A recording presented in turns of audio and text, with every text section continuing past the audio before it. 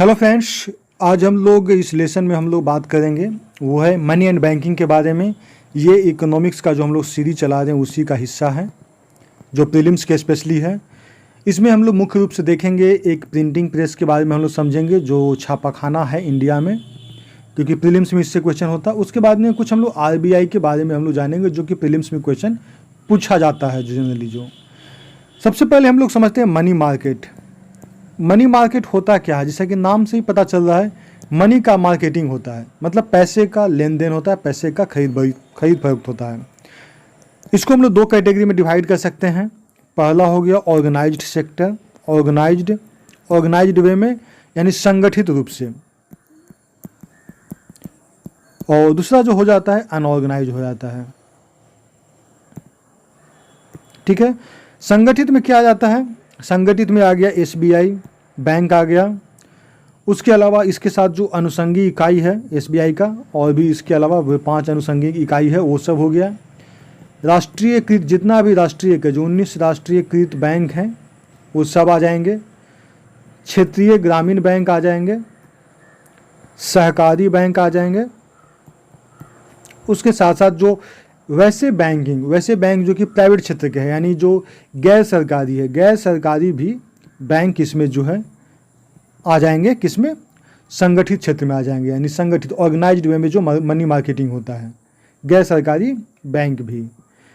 इसका मतलब हो गया कि मनी मार्केट का मतलब हो गया कि जहाँ पे पैसे का लेन देन होता है ऑर्गेनाइज्ड वे में होता है, तो इसके लिए सरकार के कंट्रोल में होता है। तो स्टेट बैंक ऑफ इंडिया या फिर और राष्ट्रीयकृत बैंक हो या क्षेत्रीय ग्रामीण बैंक, सरकारी बैंक, गैर सरकारी बैंक जो कि सरकार के अधीन काम करती है, तो ये सारे बैंक अनऑर्गेनाइज्ड में हो जाता है। जैसे कि हम लोग साहूकार को जानते हैं, मतलब ज़रूरतमंद को पैसा देता है और उसके बदले में उसको इंटरेस्ट मिलता है।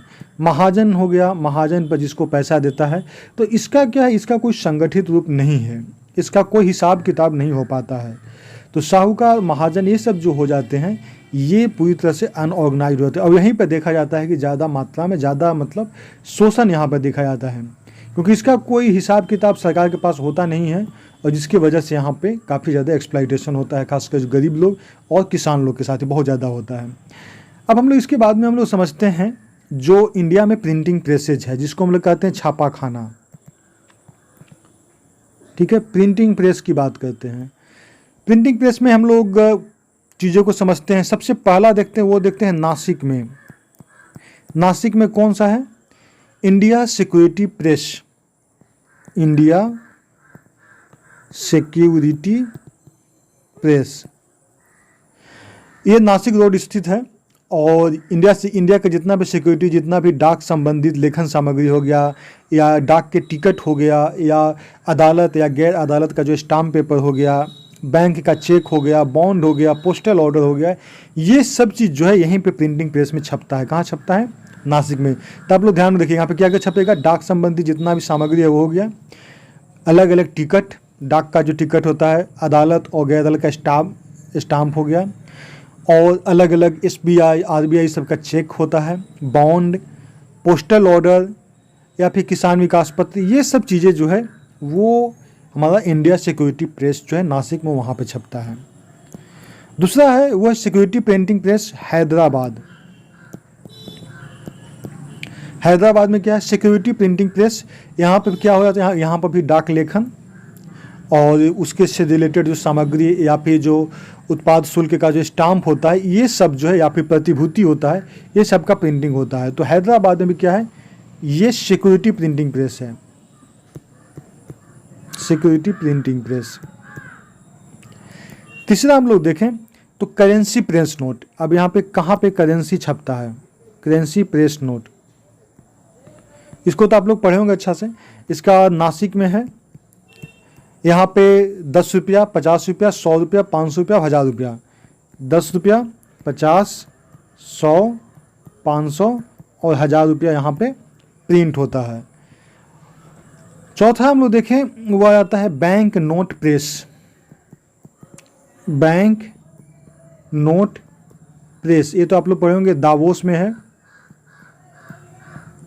दावोस कहाँ है? एमपी में है, मध्य प्रदेश में है। ठीक है, तो यहाँ पे कितना का छपता है? 20 रुपया का छपता है, 50 रुपया का छपता है, और 100 रुपया और 500 का भी नोट यहाँ पे छपता है। तो बैंक नोट प्रेस जो है वो है दावोस में, और करेंसी प्रेस नोट जो है वो है नासिक में। तो ये आप लोग ध्यान में रखिएगा। पांचवा आ गया वो शाहबानी में है। शाहबानी कहाँ हो गया? वेस्ट बंगाल में हो गया यहाँ पे।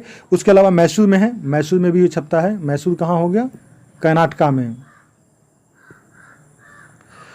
तो ये दोनों जगह जो है नया जो अत्याधुनिक जो करेंसी नोट है वो सब यहाँ पे छपे जाते हैं शाहबानी में। तो ये ध्यान रखिएगा। छठा हो गया वो होगा सिक्योरिटी पेपर मिल होशंगाबाद। सिक्योरिटी पेपर मिल होशंगाबाद। होशंगाबाद कहाँ है? एमपी में है। तो बैंक और करेंसी नोट जो है कागज़ और जो नॉन जुडिशियल स्टाम्प हो गए सब के पेपर की छपाई जो है वो कहाँ किया जाता है? सिक्योरिटी पेपर मिल होशंगाबाद में किया जाता है। तो हम लोग अगर प्रिंटिंग ऑफ सिक्योरिटी का अगर देखें तो सिक्योरिटी जो हो जाता है सिक्योरिटी पेपर, तो उसके लिए हमारा नासिक है पहला। दूसरा देखिए एक हैदराबाद में भी ये सिक्योरिटी प्रेस प्रिंटिंग प्रेस है। तीसरा करेंसी के लिए, करेंसी छापने के लिए भी नासिक में है करेंसी प्रेस नोट। और बैंक नोट प्रेस जो है वो दावोस में है। दावोस कहाँ है? एमपी में है। उसके अलावा हम लोग देखें शाहबानी और मैसूर में जो है वो भी जो है बैंक नोट यहाँ पे मुद्रण होता है। उसके अलावा सिक्योरिटी पेपर मिल जो है होशंगाबाद, ये सब जगह पे सिक्योरिटी पेपर छपता है। कुछ जगह है जो कि टकसाल है जहाँ पे कि सिक्के छपते हैं, जिसको हम लोग कहते हैं मिंट टकसाल।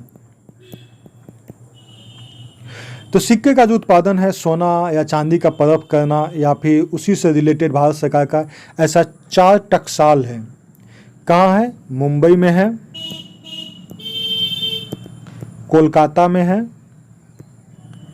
हैदराबाद में है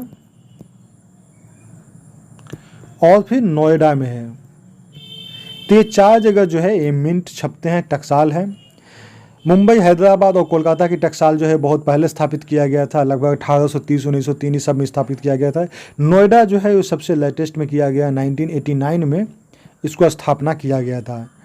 ठीक है। मुंबई कोलकाता टकसाल के अलावा जो और भी जो पदक या मेडल भी उत्पादन होता है वहाँ पे, मतलब सिक्का के अलावा RBI reserve bank of India, ये हमारा जो बैंक है एक तरह से कहा जाए तो बैंकों का बैंक है ये। तो रिजर्व बैंक ऑफ इंडिया जो हमारा इंडिया में डेवलपमेंट या सरकार के एक तरह से कहा जाए तो गवर्नमेंट बैंक हो गया, ये सरकार के लिए काम करती है बैंक। RBI के बारे में थोड़ा सा हम लोग समझते हैं। RBI का गठन कैसे हुआ था? RBI एक्ट आया था, RBI एक्ट 1934 में आया था, 1934 में। और फिर RBI का गठन हुआ था 1 अप्रैल 1935 को। ठीक है, 1935, 1 अप्रैल 1935 से RBI जो है काम करने लगा था। इसका कंसेप्ट आया कहाँ से था? इसका कंसेप्ट जो है या फिर कहा जाए तो आउटलाइन जो कहा था वो ड्राई किया गया था। कहाँ से किया गया था? डॉक्टर BR अम्बेडकर का एक बुक था, डॉक्टर BR अम्बेडकर का, वो बुक का नाम था द प्रॉब्लम ऑफ रूपी। बुक का नाम था द प्रॉब्लम ऑफ रूपी, its origin and it's solutions. तो आपको ये प्रीलिम्स में क्वेश्चन एक बार पूछा जा चुका है कि RBI जो है रिजर्व बैंक ऑफ इंडिया जो है ये किनके मतलब बुक से या किनके कंसेप्ट से या फिर किनके आउटलुक से वो तैयार किया गया था। तो बुक का नाम था डॉक्टर BR अम्बेडकर का एक बुक था द प्रॉब्लम ऑफ रूपी, its origin and it's solutions, ये इसका ओरिजिन था। ठीक है। और इसके बारे में हम लोग देखें कि इसके बाद में ये इसके आधार पे हिल्टन यंग कमीशन के पास में गया। ठीक है, हिल्टन यंग कमीशन के पास गया और उसको फिर ये पास किया गया। अब हम लोग आगे की बात करें तो इस RBI को शुरुआत जो किया गया था वो 5 करोड़ के अधिकृत पूंजी से स्टार्ट किया गया था। 5 करोड़ के अधिकृत पूंजी से स्टार्ट किया गया था RBI, जिसमें 100 रुपया के 5 लाख शेयर थे। ठीक है, 5 लाख शेयर थे। इस तरह से RBI का स्टार्ट हुआ। RBI का राष्ट्रीयकरण कब हुआ? राष्ट्रीयकरण हुआ 1 जनवरी 1949 को। तो हम लोग बेसिक है, हम लोग समझ गए आरबीआई के बारे में क्या क्या है, कि आरबीआई जो है 1934 में एक्ट आया था, आरबीआई एक्ट उसके द्वारा लाया गया था। 1935 में 1 अप्रैल 1935 से काम करने लगा। इसका कंसेप्ट जो है डॉक्टर BR अम्बेडकर का बुक था, उस बुक का नाम था द प्रॉब्लम ऑफ रूपी, its origin and it's solution. इसके बाद में ये जो है ये प्रेजेंट किया गया यंग हिल्टन कमीशन के पास में, यंग हिल्टन कमीशन, और वहाँ से फिर ये पास हुआ। आरबीआई जो है 5 करोड़ की पूंजी से स्टार्ट किया था, जिसमें कि 100 रुपये का 5 लाख शेयर था। आरबीआई को राष्ट्रीयकरण किया गया 1 जनवरी 1949 को। इसका हेडक्वार्टर कहाँ है आप लोग बताइए? इसका हेडक्वार्टर है मुंबई। अभी इसके गवर्नर जो है वो है शक्तिकांत दास।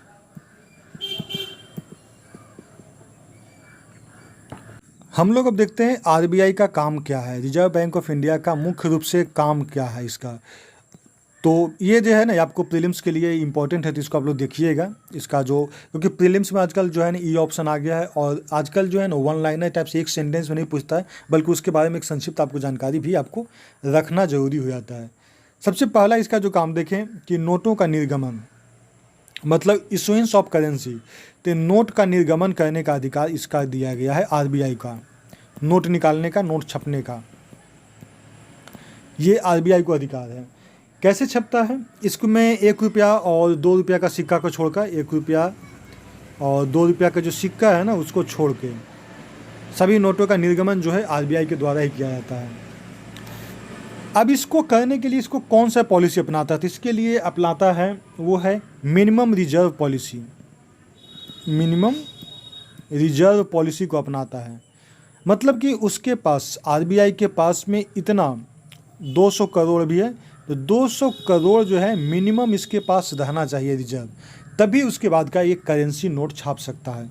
200 करोड़ में से 115 करोड़ या इससे ज़्यादा कीमत का गोल्ड होना चाहिए, सोना होना चाहिए, और बाकी जो होना चाहिए वो होना चाहिए फॉरेन एक्सचेंज, फॉरेन करेंसी होना चाहिए।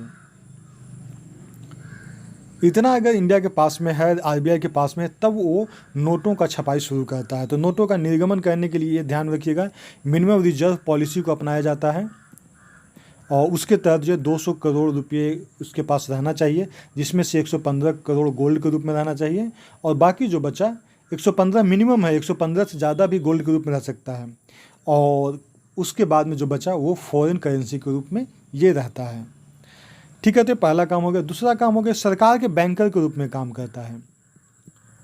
सरकार के बैंकर के रूप में मतलब सरकार को जब पैसे चाहिए, जब सरकार की ज़रूरत पड़ती है पैसे के लिए, तो वो जो है सरकार आरबीआई के पास में आती है। मतलब सरकार जो है एक बैंकर, एक एजेंट या परामर्शदाता के रूप में काम करता है सरकार के लिए। वित्तीय मामले में जो है सरकार के परामर्शदाता के रूप में भी ये काम करता है। अब हम लोग देखें इसका तीसरा क्या काम है?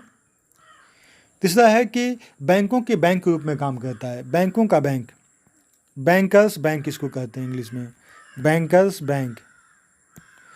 तो ये है क्या? रिजर्व बैंक के जो है देश में, उसके अलावा और भी जो बैंक है, जितने भी शेड्यूल कमर्शियल बैंक है या फिर जितने और भी बैंक हैं, ये वही काम करता है जो आरबीआई अन्य बैंकों के लिए करता है। माने जो भी बैंक है, बैंक से हम लोग किस प्रकार लेन देन करते हैं या जो भी करते हैं, तो जो बैंक जो काम करता है ये वही काम आरबीआई करता है इन बैंकों के लिए। इसी कारण इसको कहा जाता है बैंकर्स बैंक। चौथा के रूप में हम लोग देखें वो है क्रेडिट कंट्रोल। क्रेडिट कंट्रोल मतलब साख नियंत्रण रखता है। ठीक है, साख नियंत्रण रखता है। साख नियंत्रण का मतलब क्या हो गया कि रिजर्व बैंक जो है व्यापारिक बैंक द्वारा जितना भी क्रेडिट है या उसके कंट्रोल पे इसको पूरा ध्यान रखता है। मतलब इसके लिए वो क्वालिटेटिव और क्वांटिटेटिव मेथड को अपनाता है। क्वालिटेटिव, तो यहाँ पे साख को कैसे, कितना पैसा मार्केट में गया, पैसे का वैल्यू घट रहा है, बढ़ रहा है, ये सब का जो कंट्रोल करने का, ये क्रेडिट कंट्रोल करने का जो है आरबीआई का। इसके लिए 2 टेक्निक अपनाता है, एक होता है क्वालिटेटिव, एक होता है क्वांटिटेटिव। मतलब एक होता है गुणात्मक और एक होता है परिमाणात्मक, यानी क्वालिटेटिव और क्वांटिटेटिव। ये 2 नीति से आरबीआई जो है क्रेडिट को कंट्रोल करता है, साख को कंट्रोल करता है। पांचवा हम लोग देखें फॉरेन एक्सचेंज। फॉरेन एक्सचेंज जिसको हम लोग हिंदी में कहते हैं विदेशी विनिमय। तो विदेशी विनिमय पे पूरी तरह से कंट्रोल जो है वो आरबीआई के द्वारा ही किया जाता है। मतलब कि फॉरेन एक्सचेंज में उतना हम लोग बैलेंस रखते हैं कि जिसकी वजह से मूल्य को स्थिर बनाए रखने के लिए रिजर्व बैंक ऑफ इंडिया जो है विदेशी मुद्रा का क्रय विक्रय करता है, ताकि हमारा जो विदेशी मुद्रा कोष का जो है एक रिजर्व रहे।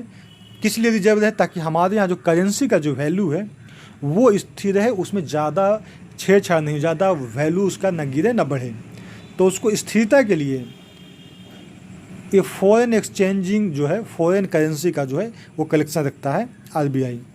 छठा देखें इसके अलावा अन्य कार्य और भी जो है वो आरबीआई के द्वारा किए जाते हैं। ये 5 कार्य जो है मुख्य रूप से हम लोग इसको देख लें जो कि बहुत ज़रूरी है। तो अन्य कार्य हो जाएगी जैसे कि इसके द्वारा हम लोग डेवलपमेंट विकास से संबंधित चीज़ों पे हम लोग बात करते हैं, या फिर और भी कुछ आर्थिक मदद हो गया, आर्थिक आंकड़ा इकट्ठा करना हो गया, किसी भी प्रतिभूति का सिक्योरिटीज़ का खरीद बिक्री करना है, या फिर कोई मूल्यवान वस्तु है उसका खरीद बिक्री करना है, या अंतर्राष्ट्रीय कोष जो IMF है, अंतर्राष्ट्रीय मुद्रा कोष जो है IMF, उसमें भारत की सदस्यता के संदर्भ में जो है ये सब के लिए जो है आरबीआई काम करता है।